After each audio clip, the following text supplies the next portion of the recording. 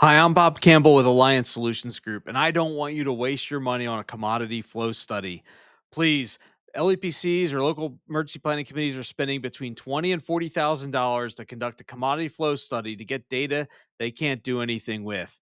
So before you do that, I'd like you to consider a few things.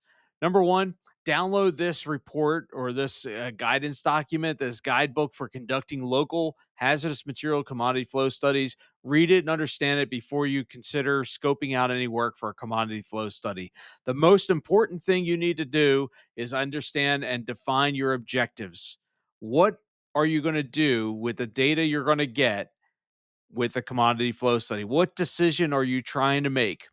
That is critical to designing a commodity flow study that will work for you and make sure you get the data you need to support a decision that you need to make. That is critical. So before you do anything, read this guidebook. Make sure you know what decision you're trying to make.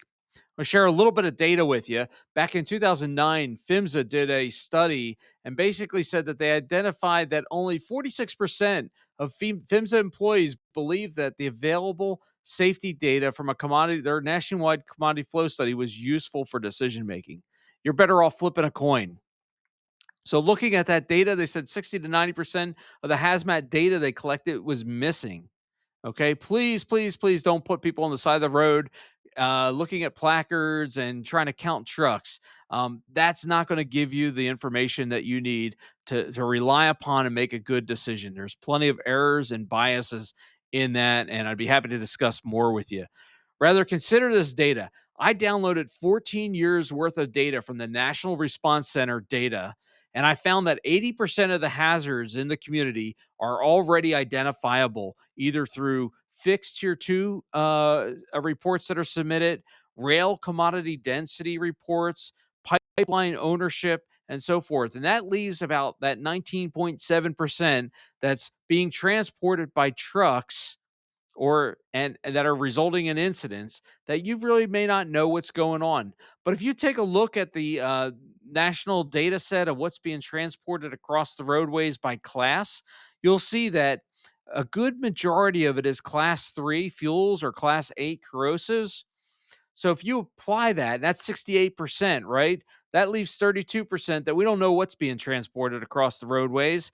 And if you apply that 32% to the 19.7, that slice of pie gets smaller. And what we see is that's only about 6% of the hazards. We really don't know what could be transported in a truck through your community.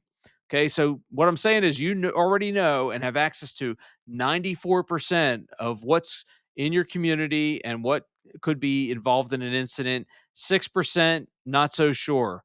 So now you got to decide, how much am I willing to spend to identify that 6% compared to the 94% that I already have access to that information. I just may need to do some analysis with it. How much fidelity do you need? Which goes back to your objective. What decision are you trying to make with this information that you're willing to pay some money to get that 6% unknown?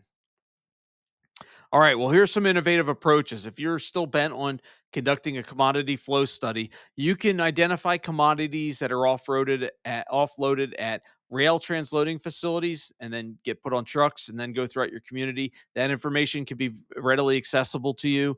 You can identify major transportation corridors and the associated tier 2 reports of hazards that are along the counties in those areas that might be picking up or dropping off.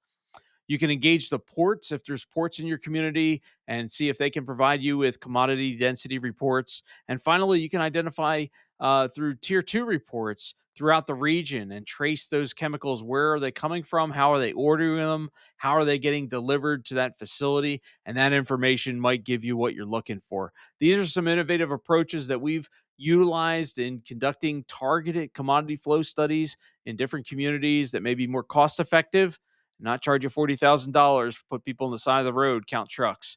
If I can help you with a commodity flow study or figure out what is left in your community, what that 6% unknown is that you're trying to research, please contact me. I'm Bob Campbell with Alliance Solutions Group.